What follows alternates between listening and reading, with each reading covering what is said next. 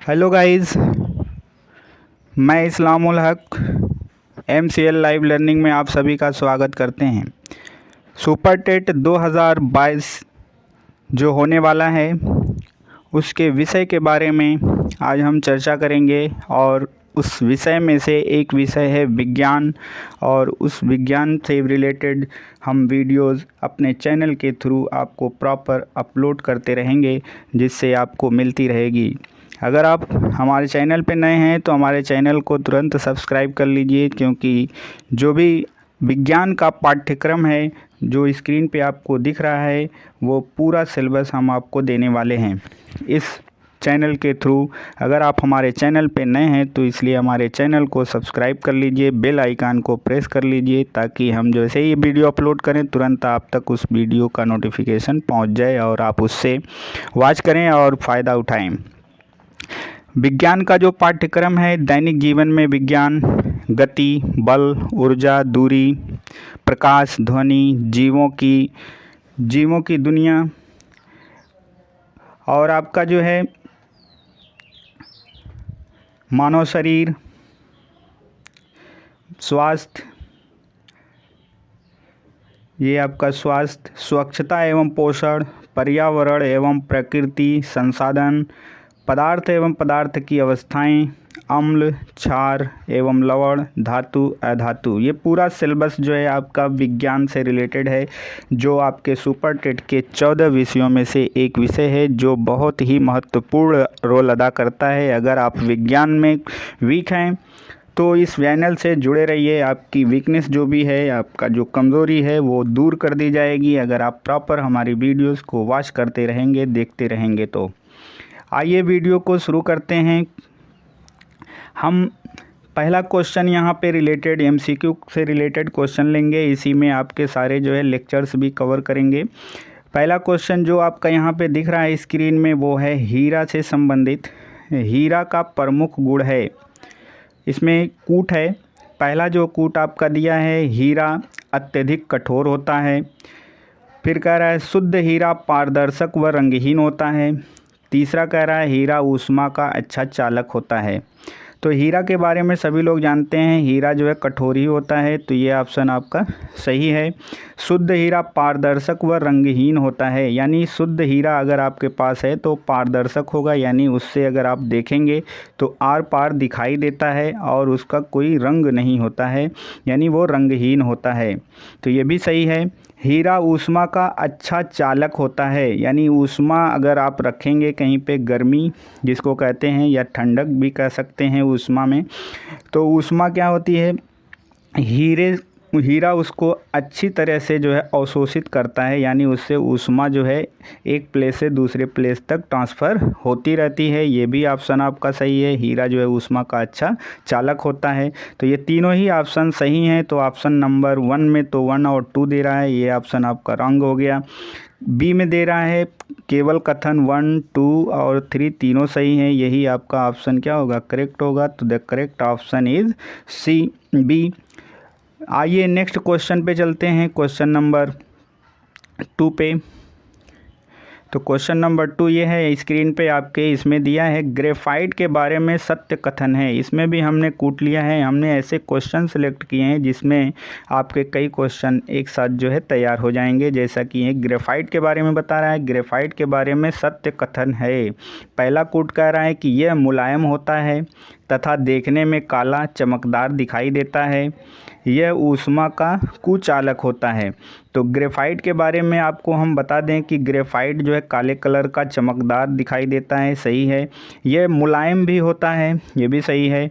और जो आपका ग्रेफाइट होता है ये ऊष्मा का मध्यम सुचालक होता है, यानी ये जो है सुचालक तो होता है लेकिन मध्यम वर्ग का ये सुचालक होता है।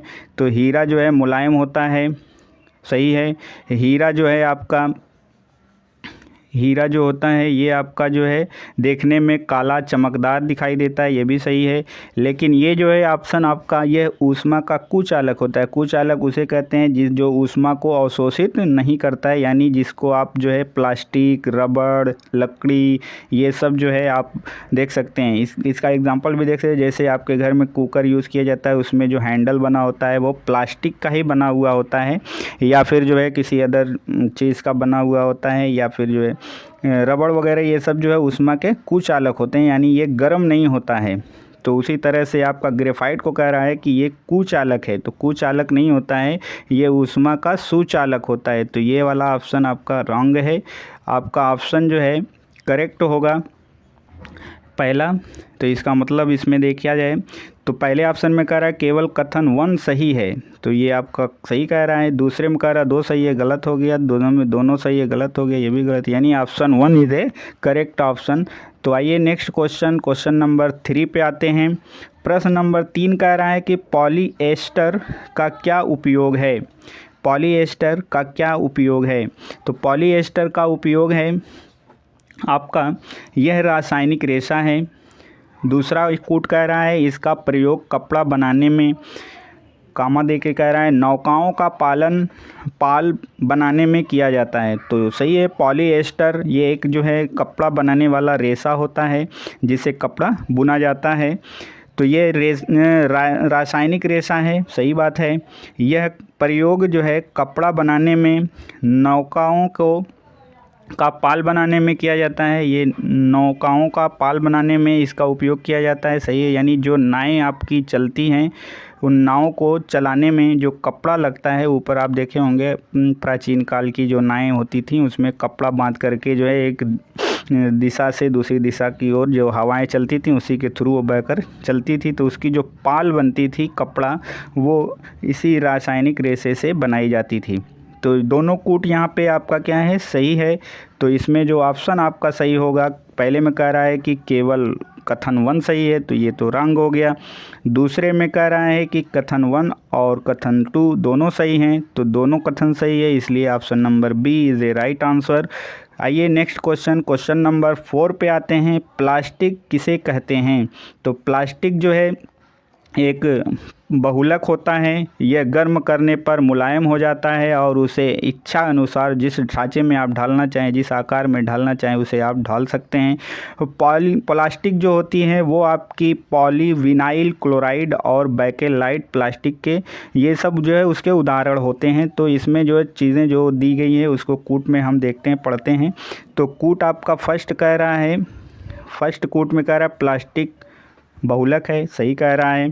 यह गर्म करने पर मुलायम हो जाता है और इसे इच्छा आकार में ढाला जा सकता है, यानी जो भी इच्छित है आप जैसा बनाना चाहें, इससे आप इसको गर्म करके उस आकार में इसको ले जा सकते हैं, बना सकते हैं। फिर कह रहा है पॉलीविनाइल क्लोराइड और बेकेलाइट, ये भी जो है आपका ऑप्शन सही है। ये उदाहरण है, बेकेलाइट और पॉलीविनाइल क्लोराइड ये प्लास्टिक के उदाहरण हैं। तो तीनों ऑप्शन यहाँ हमारे लिए जो है कूट क्या है सही है। तो इसमें जो है ऑप्शन फर्स्ट आपका जो कह रहा है पहला और दूसरा सही है, तो ये तो आपका सही है, लेकिन तीसरा भी सही है, इसलिए इसको हम ऑप्शन में गलत लेंगे। फिर कह रहा है कि बी में केवल कथन 1 व 3 सही है, तो ये भी आपका जो है गलत है, 1 व 3। फिर कह रहा है उपरोक्त तीनों कथन सही हैं, तो उपरोक्त तीनों कथन आपके सही हैं, इसका मतलब option C is a right answer हो जाएगा। आइए नेक्स्ट क्वेश्चन नंबर 5 पे आते हैं। रबर के संबंध में विचार करें। ये जितने भी क्वेश्चन हैं ये सब दैनिक जीवन में आपके प्रयोग होने वाले हैं, और वही आपका पहला टॉपिक हमने लिया है दैनिक जीवन में विज्ञान, उसी से रिलेटेड हमने ये क्वेश्चन पुटअप किया है। तो पहले कह रहा है रबड़ के संदर्भ में विचार करें। तो पहला जो है कूट कह रहा है कि रबर 2 प्रकार के होते हैं, यहाँ 2 छूट गया है, ठीक है। 2 प्रकार के होते हैं, प्राकृतिक व संश्लेषित। तो प्राकृतिक मतलब वो जो आपके जो है नेचुरली जो प्रकृति द्वारा प्राप्त किए जाते हैं वो प्राकृतिक हो जाएगा। संश्लेषित मतलब बनाया गया, जो बना करके जो है फैक्ट्रियों और अदर जगहों से मिलता है वो आपका संश्लेषित हो जाएगा, कृत्रिम हो जाएगा। और दूसरा ऑप्शन कूट में कह रहा है कि प्राकृतिक रबर रबर के वृक्ष से लैटेक्स के रूप में पाया जाता है, ये भी सही कह रहा है। प्राकृतिक रबर आइसोप्रीन का बहुलक होता है, तो ये भी आपका कूट आप जो है क्या है, सही है। तो इसमें भी तीनों कूट जो है बिल्कुल सही कह रहा है कि रबर जो है दो प्रकार के होते हैं, एक प्राकृतिक और एक संश्लेषित, ये भी सही है।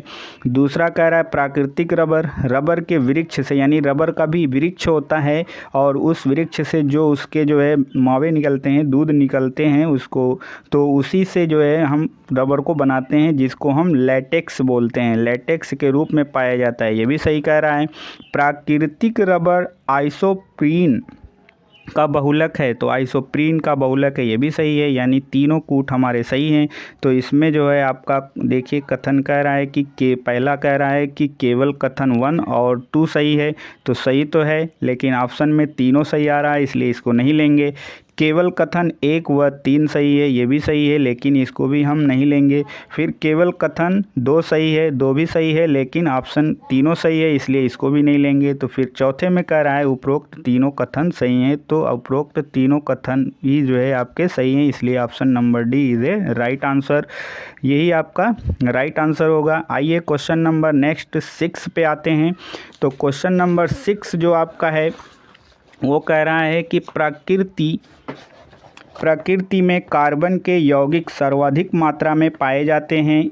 इसका प्रमुख कारण पहला है कार्बन की बाहरी कक्षा में 4 इलेक्ट्रॉन होते हैं, तो सही कह रहा है। कार्बन जो होता है सी में जो है आपके 6 होते हैं, इसका इलेक्ट्रॉनिक विन्यास करेंगे तो 2 और 4 आएगा, तो इसकी बाह्य कक्षा में अधिकतम इलेक्ट्रॉन 4 होंगे, तो सही कह रहा है कि कार्बन की बाहरी कक्षा में 4 इलेक्ट्रॉन होते हैं।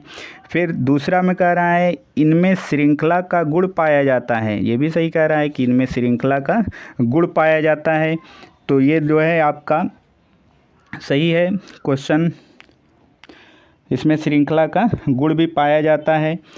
तो ये जो है दोनों कथन आपके जो है, जैसे ये किसी भी हाइड्रोजन से या फिर जिससे भी अटैच होते हैं उससे एक श्रृंखला बनाते हैं, चेन बनाते हैं। जैसे CH4 ले लिया जाए तो CH4 में जो है C एक है सेंटर पे, फिर इधर से इधर से हाइड्रोजन जो है इसमें अटैच हो जाता है, तो ये आपका CH4 हो जाएगा। अगर CH2 ले लिया जाए मेथेन, तो इसका जो है C2H6 ले लिया जाए, तो इसमें भी जो है कार्बन 2 हो गए और हाइड्रोजन 6 हो गए, तो बीच में यहाँ पे एक कार्बन हो जाएगा, एक इधर से हाइड्रोजन अटैच हो जाएगा, तो ये भी आपकी एक श्रृंखला, यानी इसी टाइप की ये श्रृंखला बनाते हैं, ये भी सही कह रहा है। कार्बन की बाहरी कक्षा में 4 इलेक्ट्रॉन सही है। फिर इनमें श्रृंखला का गुण पाया जाता है, ये भी सही है। तो अब दोनों कूट सही है, तो ऑप्शन में देखें कौन से ऑप्शन है जिसमें दोनों कूट आपको सही मिल रहे हैं। तो पहला ऑप्शन केवल कथन 1 सही है, तो सही तो है, लेकिन दोनों ऑप्शन हमारा सही होना चाहिए, इसलिए इसको हम नहीं लेंगे। केवल कथन 2 सही है, ये भी सही है, लेकिन ऑप्शन आपका जो दोनों सही है, इसलिए इसको भी नहीं लेंगे। फिर कह रहा है केवल कथन 1 और 2 दोनों सही हैं, ठीक है, तो यही आपका ऑप्शन करेक्ट होगा, क्योंकि option number C is a right answer, दोनों कथन आपके सही हैं, तो ये आपका सही हो जाएगा। फिर क्वेश्चन नंबर 7 पे आ जाते हैं। क्वेश्चन नंबर 7 स्क्रीन पे आपको दिखाई दे रहा है, ये है आपका हाइड्रोकार्बन से रिलेटेड और इसमें आपको कूट नहीं है और बगैर कूट का ये दिया गया है, इसको हम ऑप्शन जो सही होगा उसको टिक करेंगे। तो हाइड्रोकार्बन के बारे में हम आपको बता दें कि वे यौगिक जो केवल कार्बन तथा हाइड्रोजन से मिलकर बने होते हैं उन्हें हाइड्रोकार्बन कहते हैं। कार्बन परमाणु आपस में संयोग करके लंबी श्रृंखला बनाते हैं। हमने पहले ही बताया कि अभी जो है पीछे वाली क्वेश्चन पे हमने डिस्कस किया है कि ये श्रृंखला बनाते हैं। जब कार्बन परमाणु हाइड्रोजन के साथ संयोग करते हैं तो हाइड्रोकार्बन बन जाते हैं। तो यहाँ पे जो ऑप्शन पहला दिख रहा है ये ऑप्शन में ये हाइड्रोकार्बन नहीं होगा, यहाँ पे आपका हाइड्रोजन होगा। यहाँ पे हाइड्रोजन होगा ये वाला। तो हाइड्रोजन व कार्बन के यौगिक हैं, यानी हाइड्रोकार्बन आपके क्या हैं, हाइड्रोजन और कार्बन के यौगिक हैं। ये ऑप्शन आपका सही है। दूसरा भी पढ़ लेते हैं, हो सकता है इससे भी करेक्ट हो। हाइड्रोजन ऑक्सीजन व कार्बन के यौगिक है, ये तो गलत है, ये आपका ऑप्शन नहीं होगा, क्योंकि अभी जो है बताया गया कि हाइड्रोजन और कार्बन के यौगिक होते हैं, तो ये आपका ऑप्शन गलत है। अब ये हाइड्रोजन व कार्बन के बीच विद्युत सहसंयोजी बंध से यौगिक बनते हैं, तो ये तो श्रृंखला बनाते हैं, तो ये भी गलत हो गया। उपरोक्त में से कोई नहीं, ये भी गलत है। इसका मतलब option number A is a right answer. आइए क्वेश्चन नंबर 8 पे आते हैं। क्वेश्चन नंबर 8 जो है आपका लिया गया है बल से संदर्भ में विचार करिए, यानी बल से रिलेटेड ये क्वेश्चन लिया गया है। इसमें बल कि पहले हम परिभाषा बता दें आपको कि बल वह बाह्य कारक है जो किसी वस्तु की अवस्था को बदल दे या बदलने का प्रयास करता है। बल एक सदिश राशि होती है। बल एक सदिश राशि होती है। सदिश किसको कहते हैं, यानी वे राशियां जिसमें परिमाण भी होता है और दिशा भी होती है। तो परिमाण क्या होता है, जैसे हम ये कहें कि मोहन 10 मीटर चला, तो ये परिमाण हो गया 10 मीटर। 10 मीटर जो है ये परिमाण हो गया। अगर हम इसी को कहें कि मोहन 10 मीटर पश्चिम दिशा में चला, तो ये आपकी हो गई डायरेक्शन, यानी आपकी पश्चिम दिशा इस साइड में आ जाएगी। ठीक है, तो ये पश्चिम दिशा में चल रहा है, तो दिशा जो आ गई वो डायरेक्शन हो गई, दिशा हो गई, और ये 10 जो है ये इसका परिमाण हो गया। तो बल जो होता है वो आपका जो है सदिश राशि होती है, क्योंकि उसमें परिमाण और दिशा दोनों होती है। क्यों, क्योंकि जब हम किसी वस्तु को धक्का देते हैं या खींचते हैं, पुल करते हैं और पुश करते हैं, तो उसमें दिशा आ जाती है। जब हम किसी चीज़ को धक्का देते हैं तो हमारे धक्का देने की आगे की तरफ जो है बल की दिशा होती है। अगर हम किसी वस्तु को खींचते हैं तो हमारी तरफ ही, यानी जिस तरफ हम खींच रहे होते हैं उसी तरफ उसकी दिशा होती है। अगर वो अपनी जगह से हट जाती है तो परिमाण मिलेगा, नहीं हटती है तो परिमाण नहीं मिलेगा, लेकिन उसी दोनों की दशा में आपका बल निश्चित है कि होगा। तो आइए हम कूट पे आते हैं। बल किसी वस्तु की स्थिति या आकार में परिवर्तन कर देता है या परिवर्तन करने का प्रयास करता है। बिल्कुल सही कह रहा है, परिभाषा भी यही कहती है कि बल वह बाह्य कारक है जो किसी वस्तु की अवस्था को बदल दे या बदलने का प्रयास करे, तो ये सही है। फिर दूसरा कूट कह रहा है कि बल एक सदिश राशि है। बिल्कुल सही है, बल एक सदिश राशि है जिसको व्यक्त करने के लिए परिमाण के साथ साथ दिशा की भी आवश्यकता होती है। यानी परिमाण ये 10 जैसे बताया गया, परिमाण भी चाहिए और दिशा भी चाहिए, तो दोनों कूट हमारे करेक्ट हैं। अब आइए ऑप्शन पे आते हैं। तो पहला ऑप्शन कह रहा है केवल कथन एक सही है, तो सही तो है, बट ऑप्शन के अकॉर्डिंग सही नहीं होना चाहिए क्योंकि दोनों कूट सही है। फिर दूसरा कह रहा है कि केवल कथन 2 सही है, तो ये भी सही है, लेकिन इसका जो है दोनों कूट सही है, इसलिए ये भी नहीं सही होगा। सी में कह रहा है कि पहला और दूसरा दोनों सही है, करेक्ट है, ये दोनों सही है। इसका मतलब ये option number C is a right answer. आइए, अगर वीडियो आपको अच्छी लग रही हो तो आप जो है दूसरों को शेयर भी कर दीजिए, और अगर आप हमारे चैनल पे नए हैं तो चैनल को सब्सक्राइब कर लीजिए, क्योंकि ऐसे ही मज़ीद वीडियोस हम आपके लिए बनाते रहेंगे, और जैसे ही हम वीडियो अपलोड करें तुरंत उसका नोटिफिकेशन आपको मिल सके और आप उससे फ़ायदा उठा सकें। आइए क्वेश्चन नंबर 9 पे आते हैं। ये है क्वेश्चन नंबर 9 स्क्रीन पे। प्रश्न 9, प्रत्यास्थता के संदर्भ में विचार कीजिए। यानी अब आ गया प्रत्यास्थता। प्रत्यास्थता किसी वस्तु का वह गुण होता है जिस पर बाह्य बल लगाने से वस्तु की आकृति परिवर्तित होती है, बल को हटा लेने से पुनः अपनी अवस्था में वापस लौट आता है। जैसे रबड़ को खींचेंगे तो खींच के छोड़ेंगे तो वो आपका बढ़ेगा, बट जो है फिर छोड़ देने पर वो अपनी पूर्व अवस्था में वापस लौट आएगा। तो ये आपका जो है क्वेश्चन है।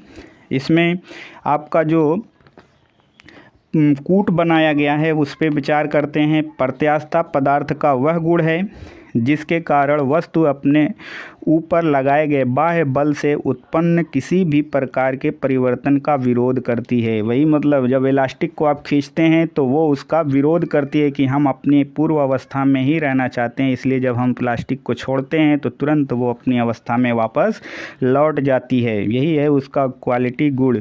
फिर सेकेंड में कह रहा है प्रत्यास्थता की सीमा में किसी वस्तु में उत्पन्न विकृति लगाए गए बल के अनुक्रमानुपाती होती है। यानी उसमें जो भी हम प्रत्यास्थता की सीमा, प्रत्यास्थता की एक सीमा होती है, यानी जब हम उस पर बल लगाते हैं थोड़ा सा तो वो अपनी अवस्था को परिवर्तित करना नहीं चाहती है, फिर थोड़ा सा बल और बढ़ा देते हैं तब भी नहीं, फिर एक पोजीशन ऐसी आती है, एक स्थिति ऐसी आती है कि फील होता है हमें कि अब ये वस्तु अपनी पोजीशन को चेंज कर लेगी। तो जहाँ पे ऐसी फीलिंग आती है, अनुभव करते हैं, वही उसकी प्रत्यास्थता की सीमा होती है।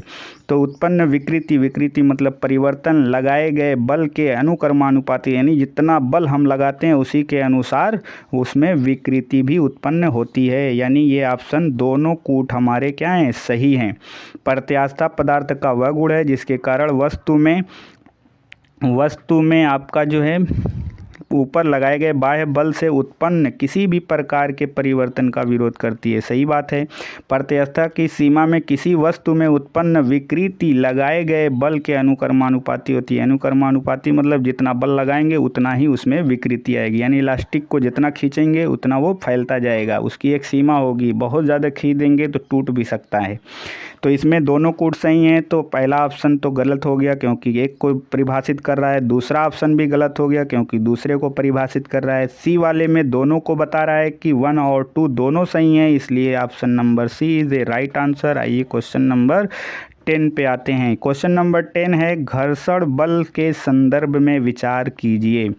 बहुत ही मोस्ट वीवीआई क्वेश्चन, हमने जितने भी क्वेश्चन यहाँ पे सिलेक्ट किए हैं सभी वो मोस्ट वीवीआई हैं, यानी इम्पॉर्टेंट हैं। इसी तरह से 10 सीरीज़ जो है हमारी कंटिन्यू चलती रहेगी। अगर आप अब तक हमारे चैनल को सब्सक्राइब नहीं किए हैं तो चैनल को सब्सक्राइब कर लीजिए, बेल आइकन को प्रेस कर लीजिए ताकि ऐसी जब भी वीडियो हम अपलोड करें तुरंत आपको उसका नोटिफिकेशन मिल सके। आइए क्वेश्चन नंबर 10 पे, घर्षण बल के संदर्भ में विचार कीजिए। पहला कूट कह रहा है घर्षण बल तब उत्पन्न होता है जब दो वस्तुएं परस्पर संपर्क में आती हैं। तो पहले हम इसके जो है डिफाइन कर दें कि घर्षण बल दो वस्तुओं के संपर्क में आने वाले संपर्क तलों के बीच में उत्पन्न होता है। यानी जब हम अपने हाथ ही को ले लें, आप दोनों अपने हाथ को आगे करिए और उसको घिसना स्टार्ट करिए, तो दोनों हाथ के जो हथेली है वो आपकी जो है संपर्क में आ रही है, और संपर्क में आने से आप फील करिए, थोड़ा प्रेस करके दबाइए अपने हाथ को, तो आप फील करेंगे कि दोनों के बीच में अपोजिट डायरेक्शन में फोर्स वर्क कर रहा है। इसका मतलब कि दो वस्तुओं को जब हम संपर्क में लाते हैं तो उनके जो सरफेस हैं उन पे अपोजिट डायरेक्शन में जो फोर्स अप्लाई होता है, जो फोर्स वर्क करता है, कार्य करता है, वही फोर्स आपका घर्षण बल कहलाता है। जैसे आप पेन से कागज़ पे लिखते हैं, चाक से ब्लैक बोर्ड पे लिखते हैं, या फिर आप चलते हैं डेली अपनी लाइफ में, पैदल चलते हैं तो अपने पैर से हम जब ज़मीन को या रोड को या अर्थ को या अपने घर के सरफेस को अपने पैर से पुश करते हैं, धक्का देते हैं, तो उस पे घर्षण बल अप्लाई होता है। वो घर्षण बल हमारे पैर को फिसलने नहीं देता। अगर घर्षण बल कम कर दिया जाए तो हम जैसे ही अपने पैर को पुश करेंगे, पीछे की तरफ ढकेलेंगे, तुरंत वो फिसल जाएगा और हम चल नहीं पाएंगे। यही कारण है कि अगर किसी चिकने फर्श पे तेल गिरा हो, मोबिल गिरा हो, इस तरीके की कोई भी चीज़ें गिरी हो, उस पर अगर हम चलना चाहते हैं तो हमारा पैर फिसलता है। क्यों फिसलता है? क्योंकि घर्षण बल वहाँ पे एकदम ख़त्म हो जाता है, कम हो जाता है, जिसके कारण हमारा पैर फिसलने लगता है और हम चल नहीं पाते हैं। तो हमारे डेली लाइफ में यूज़ होने वाला घर्षण बल हमें चलने में बहुत हेल्प करता है। फिर कह रहा है दूसरे कूट में, यदि घर्षण बल के कारण हमारी बहुत ऊर्जा बर्बाद होती है। सही बात कह रहा है कि ऊर्जा भी बहुत बर्बाद होती है, तथापि घर्षण बल हमारे दैनिक जीवन में बहुत उपयोगी है। यानी हमारे जो है दैनिक जीवन में बहुत उपयोगी है। हमें चलने में, दो बार टाइप हो गया है, हमारे चलने में इस्तेमाल होता है, गाड़ियों के चलने में इस्तेमाल होता है। जो गाड़ियाँ रोड पे चलती हैं, 4 व्हीलर 2 व्हीलर जो भी गाड़ियाँ चलती हैं, उनके टायर जो होते हैं वो और रोडों के बीच में घर्षण बल उत्पन्न किए जाते हैं। रोड को भी इस तरह का जो है खुरदरा बनाया जाता है कि टायर और रोड के बीच में जो है घर्षण बल ज़्यादा से ज़्यादा मिले, ताकि जैसे ही गाड़ी को ब्रेक लगाकर रोका जाए तुरंत गाड़ियाँ रुक जाएं। अगर ऐसा नहीं होता, शीशे का या किसी बहुत टाइल्स पत्थर का रोड बना दिया जाता और उस पर गाड़ियाँ चलती और ब्रेक लगाते तो वो गाड़ियाँ जो है रुकती नहीं, फिसल करके आगे चली जाती। इसीलिए रोड को खुरदरा बनाया जाता है घर्षण बल को ज़्यादा से ज़्यादा देने के लिए। तो फर्श पर खड़े होना, फर्श पे अगर हम खड़े होते हैं तो भी उसमें घर्षण बल का रोल होता है। पेन द्वारा कागज़ पर लिखना इत्यादि घर्षण के उदाहरण हैं। ये सभी के सभी कूट आपके क्या हैं, घर्षण से रिलेटेड सही हैं। यानी तीनों कूट ही सही है, तो पहला ऑप्शन कह रहा है पहला सही है, तो पहला तो सही है लेकिन तीनों सही हैं इसलिए ये सही नहीं होगा। बी में कह रहा है कि पहला, दूसरा और तीसरा तीनों सही हैं, इसका मतलब कि ये कूट ऑप्शन आपका सही होगा। तो option number B is a right answer. Next जो है आपका सिलेबस हमने जो है दिखा दिया था, सिलेबस यही रहेगा। पूरा सिलेबस पढ़ने के लिए हमारे चैनल को सब्सक्राइब कर लीजिए। वीडियो को पूरा देखने के लिए आपका बहुत बहुत धन्यवाद। और मज़ीद वीडियोज़ आपको चाहिए तो आप हमारे चैनल को सब्सक्राइब कर लीजिए, लाइक करिए वीडियोज़ को और चैनल को सब्सक्राइब करके बेल आइकन को प्रेस करना बिल्कुल भी मत भूलिए। हम मैथ का भी वीडियोज़ इसी तरह का अपलोड करेंगे, साइंस का करेंगे, पर्यावरण का करेंगे और भी बहुत सारे जो 14 विषय हैं, जो भी हमसे हो सकेगा हम आपकी हेल्प पूरी करने की कोशिश करेंगे। आपको हेल्प करना है कि हमारे चैनल को खुद सब्सक्राइब करना है और अपने फ्रेंडों को वीडियो शेयर करके उनको भी चैनल को सब्सक्राइब करने के लिए बोलना है। Thank you for watching. Thanks.